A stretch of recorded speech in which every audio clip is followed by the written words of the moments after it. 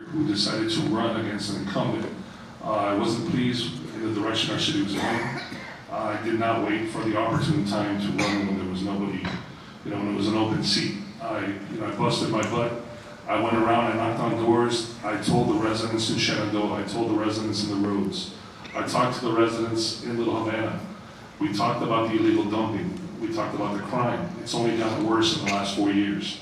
My background, I have a master's degree in public administration from Barry University. I have a finance international degree from FIU, bachelor's. I've been in the private sector. I've worked for Fortune 500 companies such as Abbott Labs, Synovion, Sempercorp. What the city needs is to be realistic. For the last 10 years of my life as a private citizen, I get the same garbage you guys get in the mail. Everybody making these promises about affordable housing, lowering taxes, cameras, you name it, everybody promises it. But at the end of the day, you have to execute your plan, and that hasn't been done. We are consistently last in every major quality of life category you can imagine. Pick up a paper, pick up a magazine, worst traffic, we spend the most amount of our income in rent, we have the least amount of affordable housing, we have the highest rates of crime, we have an increasing homeless situation, number one in Medicare fraud. I mean, every conceivable category, we are last or dead last. This, ladies and gentlemen, is not a coincidence. There's a reason for it, and I think everybody in this room can figure out why without me having to tell you guys why. We need to start putting people in office who are, number one, educated. Number two, people who do not take money from lobbyists, developers, or anybody who does business with the city of Miami. And I repeat, candidates running for office should not take money from lobbyists, developers, and anybody who does business with in the city of Miami.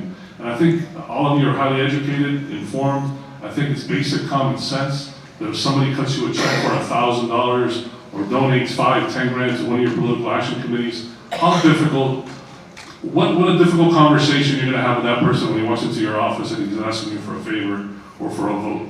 Now, everybody complains about our politicians, but nobody takes the time to go in, get online, look at the campaign contributions for all of us, and you'll find that I'm probably one of the few who has never, and not only in this race and prior races, ever taken a dime from one of them, and that puts me at a distinct disadvantage. You're never gonna get a glossy mailer in the mail from me attacking somebody else. You might get an email, but you're not gonna have me spend $300,000 of lobbyist money, trashing one of my opponents. What we need is solutions. Those days are over.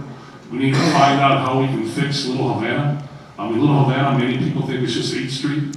There's also a huge population that we're not even helping. Mr. Correa is correct. I think we've all seen the slum-like conditions there. My plan for affordable housing for those of millennials in the attendance that think they can't afford the city of Miami is the following. We've been fining these slumlords for so long, for many years. They laugh at us, they pay the fines, it's the cost of doing business, and they're still not fixing up their property. My plan is to condemn those properties, knock them down, buy them through either eminent domain or on the open market, create a land bank where the city of Miami can create those units. We need about 80,000 units of affordable housing from what the studies show us. There is no way in hell we're gonna build 80,000 units, which is twice the size of Brickell Avenue, unless we have the land to do so. So you gotta have realistic expectations.